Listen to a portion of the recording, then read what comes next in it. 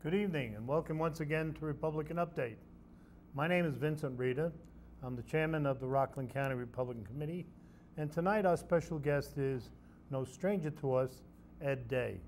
Ed is the county legislator representing District 5, which is comprised of New City and Pomona.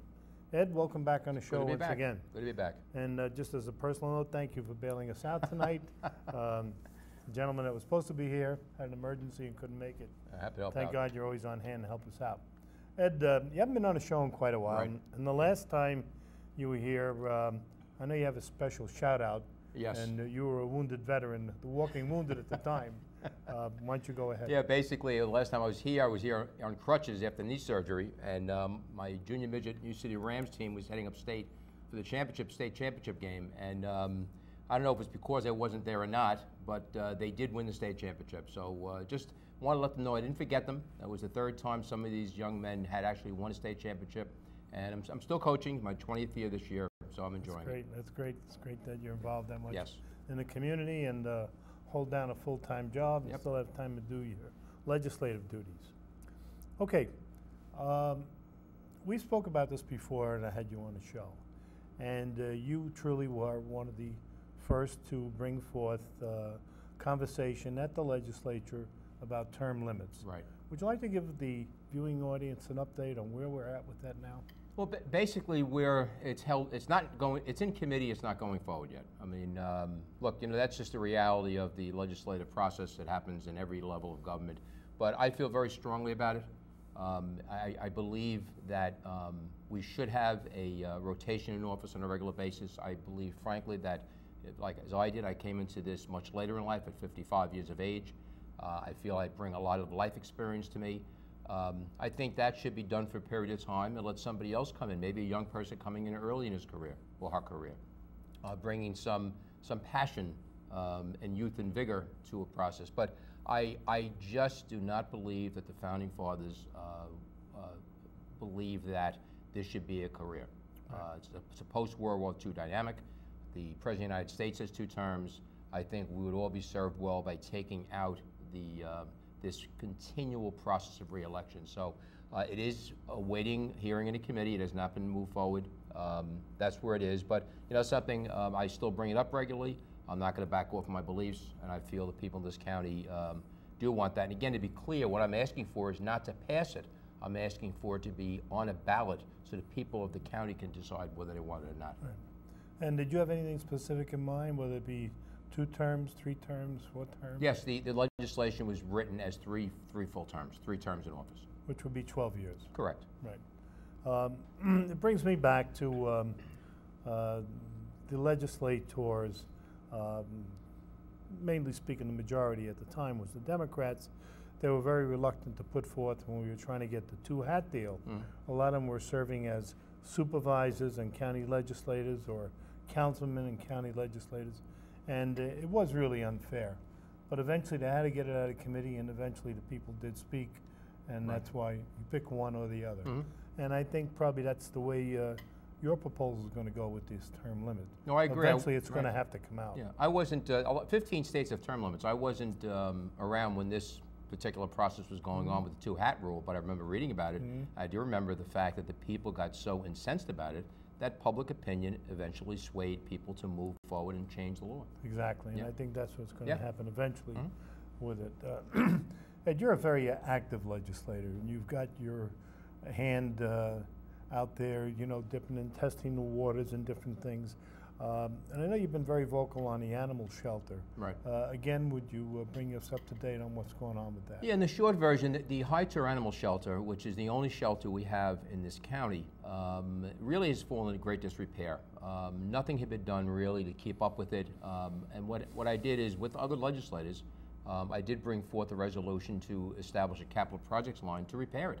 I mean, we are the landlords. And it's a large issue here because the towns and municipalities have a responsibility under the agricultural law to fund dog control, not animal control.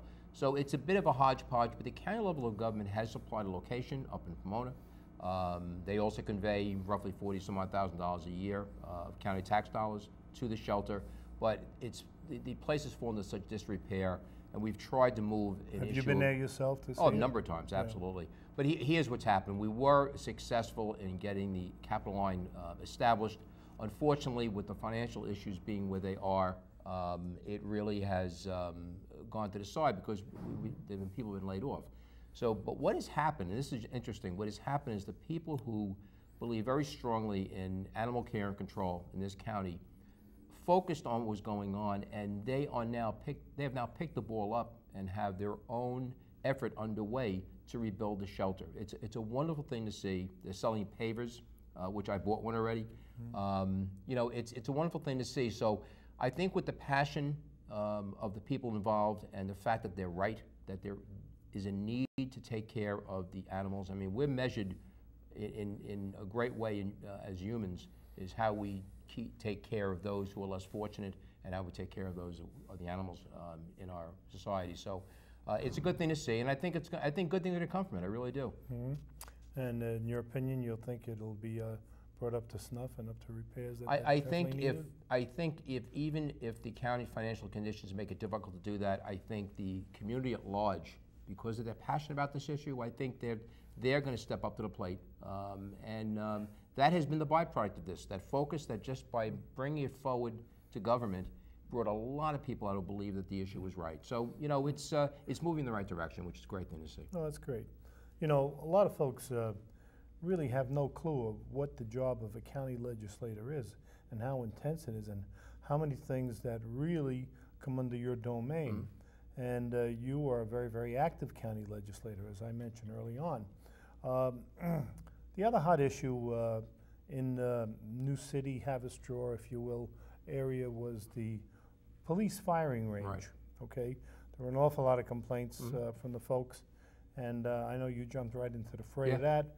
And another update I'm going to ask you on that. Well, it's actually good news, thankfully. It was very vexing because what happened here is that Tilcon had leased their property for a range for a number of years for $1 a year. It's a win-win for taxpayers, obviously. They had to move across the road to the other side of the mountain. We did ask the question about 3 or 4 years ago when this first happened, has anybody assessed the impact upon the neighbors? I mean, as a former civic association president, first question I'm going to ask, we're assured, yes, the sound needed to be the same or less. And we had heard people could hear vaguely some noise. What happened was quite the opposite. People were being woken up when they opened their windows in particular to the sound of gunfire. It was just, I was up there, it was unbelievable. And you would never know by standing at the range how bad it was going to be. So we had to balance the issue of the neighbors, who were really unfairly inflicted by this. Was the sound the only thing that they were complaining? Gunfire, you know. In the area of Independence Court, South Mountain Road, Ridge Road, in that area there. And also the harbors on the other side in Haverstraw. So, you know, it was, again, with finances being what they are, it was difficult, but what happened was, believe it or not, first of all, the people in the range, county range personnel were great. They amended their schedule to minimize some of the shooting. They got it away from the summer hours. Law enforcement was fantastic, the chiefs. They tried to work around scheduling to make it at least impactful while we sought a solution out. And what happened through the good efforts of a former Sheriff Kralik, followed by Sheriff Falco, our DA Tom Zugaby. I had a partner from a Democrat. I know we do work together well on issues, Jay Hood. We were able to arrange to get forfeiture funds to be spent for sound mitigation at the range. So not one penny of taxpayer dollars is going to go to correct this condition. That to me is a real win-win. Is that an open range? It's an open range, right? So they did the engineering study. Then the challenge was to get the funding, much like we talked about the high tour issue. But we were able to get it because it did fall under the auspices of forfeiture proceedings. We were able to use that money, and you know, a shout out and a note of thanks to the neighbors there, because they actually would email me when they heard the noise, and that helped us with the engineers in submitting the time frames when the noise was worse, so they were able to even more effectively address it. So that shelter or that noise mitigation piece is actually being built in the very near term right now. Oh, that's good. So as I said, you're a pretty busy guy. Another hot button issue that's been on all the local news, and as a matter of fact, all over the state, is the new Tappan Zee Bridge. and I know you've been in the forefront of that, getting involved.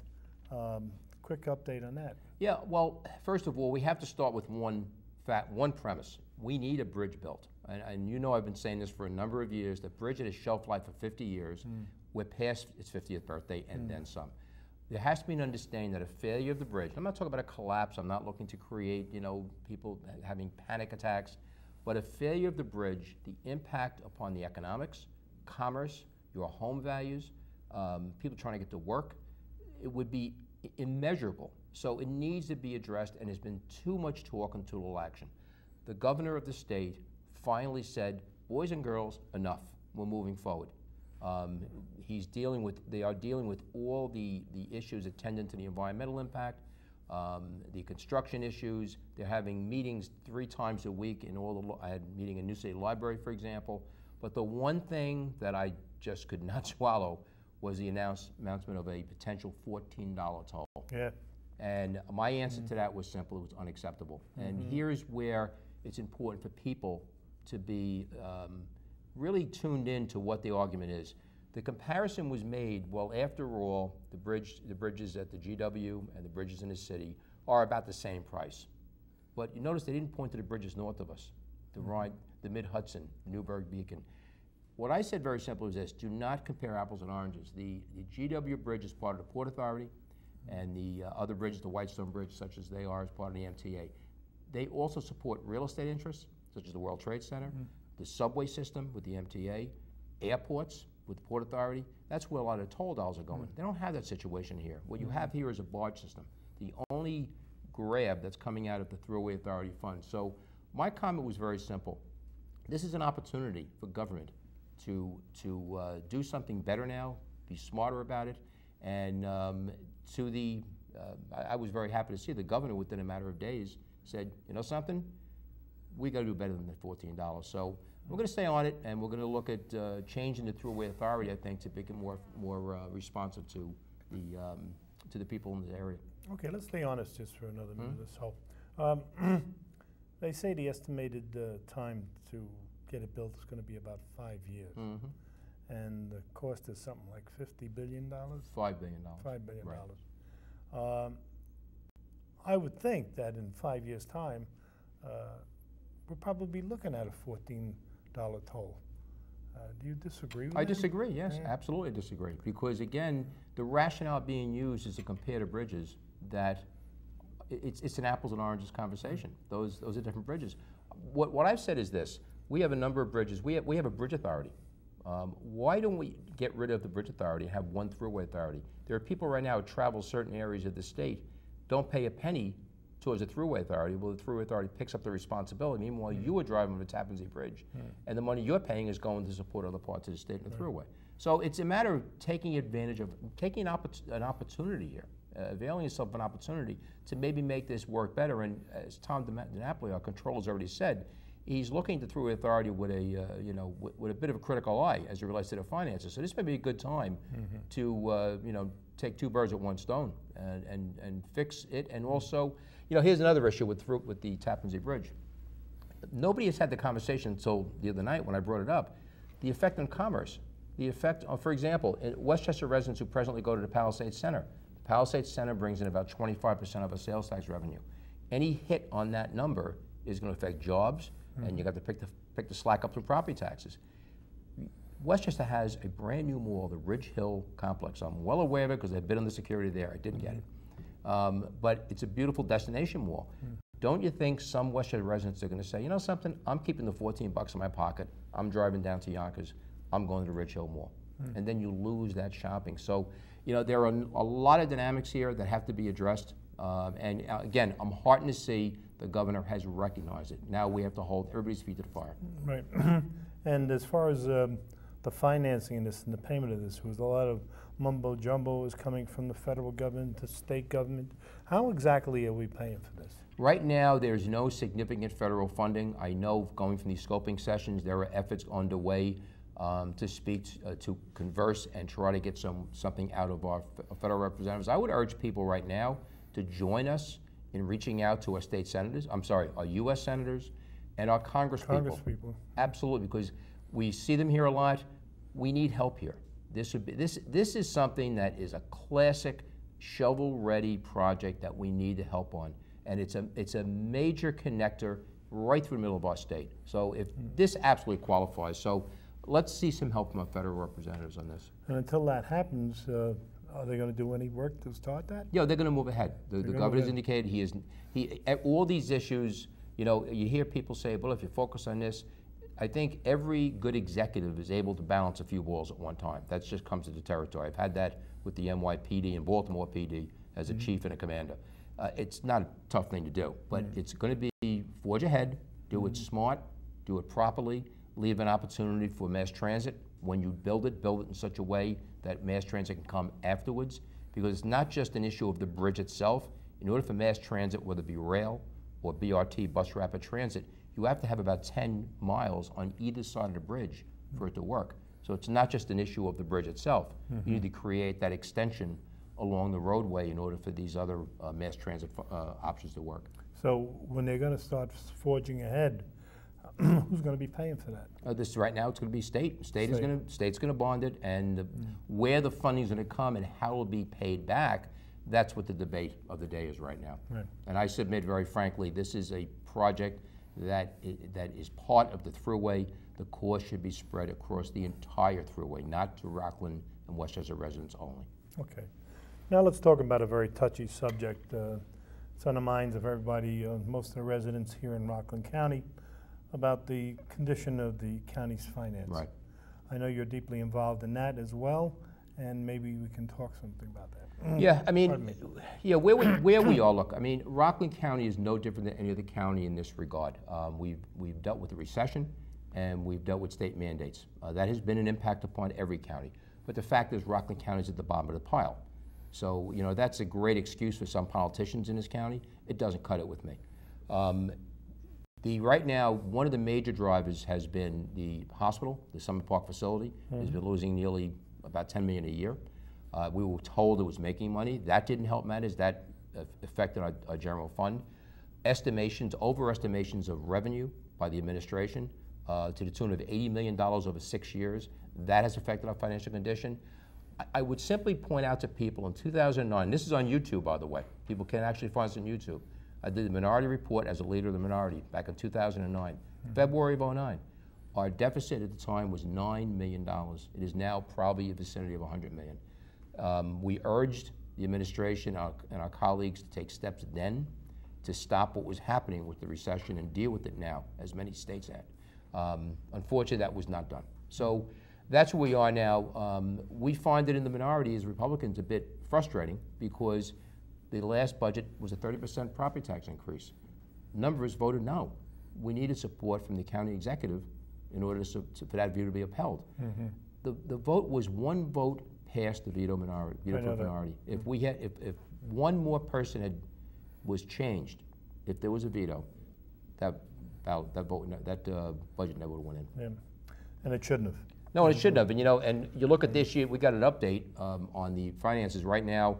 The administration is asserting a $15 million hole right now, but look at the very recent, the CSEA contract. Again, something people need to focus on. With a very clear understanding, our workers are doing a lot more with less. We have a lot fewer workers right now. So this is not the CSEA's issue. They're contributing. But what happened here, the negotiations have netted a $3 million deferral of payments, which I'm familiar with from the NYPD. They did it to us back in the 70s. That is compared against an $18 million expectation in that budget, an assertion by the county executive when it was submitted, that would be achieved. That leaves another $15 million hole in the budget.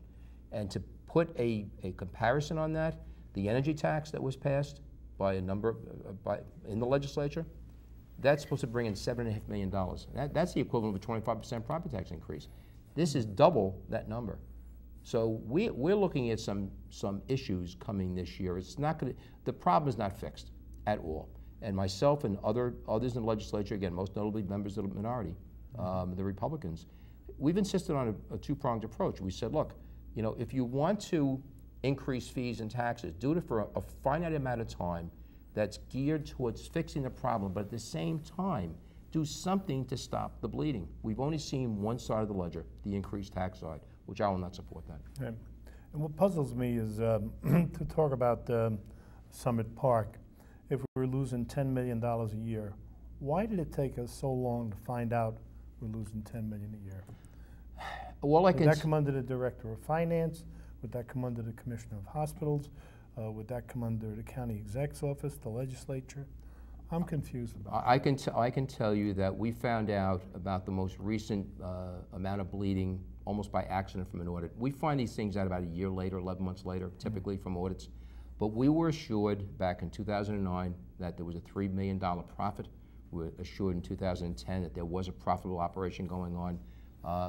We found out through audits that that was quite wrong. And in point of fact, remember when the state controller came in, something I urged back in November of 10 when I saw this budget and the $18 million deficit note that was we even mentioned that on one of the shows. Yes. Yeah. When he came in, he found there was a $50 million plus hit on the general fund from the hospital operations.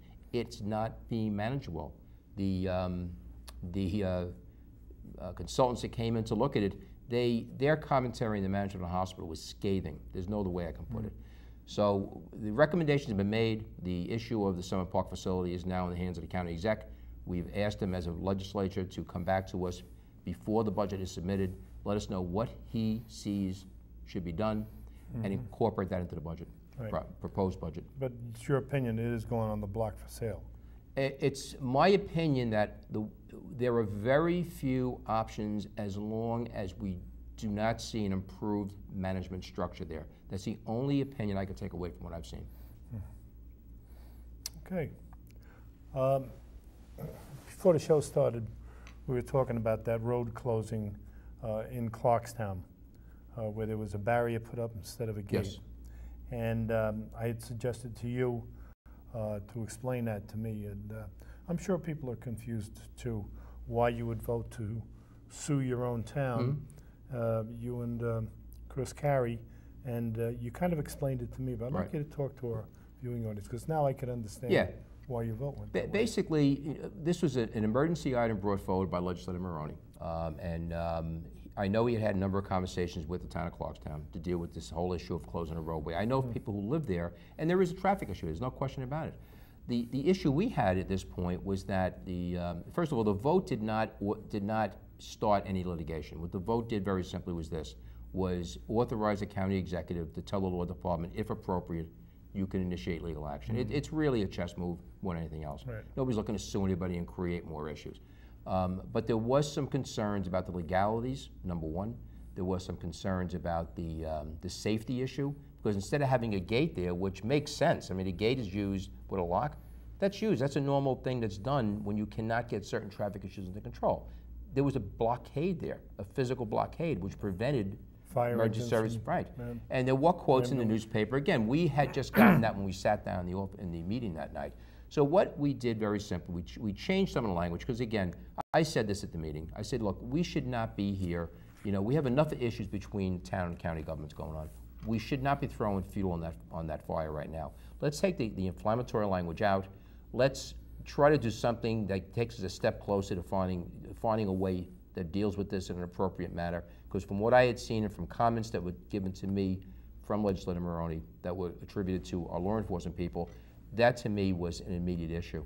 And what happened now is that we, as opposed to hearing something in committee first and voting it later, we're going to have this in committee at the end of this month, and we're going to ask the towns come in, because Rampo also voted to do the same thing. You know, so there's obviously a match going on between two towns, and I guess the best way I could describe this is to very simply say, we're trying to mediate this, if at all possible, you know, as a body. That's all. Okay, well, we've got about 5 minutes left of the show. And I know your name has been bandied about in a lot of circles, a lot of political circles, and a lot of coffee clutches, and even some barroom talk. I've been known to hang on a few bars myself. I never would have known that. And your name's been bandied about for county executive.